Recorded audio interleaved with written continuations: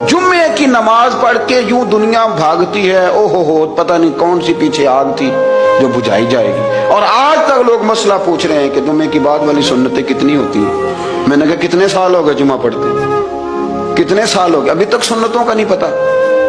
अभी तक ने इल्म के पहले कितनी रखते हैं और बाद में कितनी रखते हैं। फजर की सुन्नतें कब पढ़नी चाहिए, सुनो फजर की सुन्नतों के बारे में। मेरे रसूल करीम सैयद आलम सल्लल्लाहु ताला अलैहि वसल्लम से एक सहाबी ने पूछा था, हुजूर मेरी फजर की सुन्नतें रह गईं या रह जाती हैं तो हुक्म क्या है, क्या अंदाज है हुजूर का। बुखारी मुस्लिम के लफ्ज सुनो।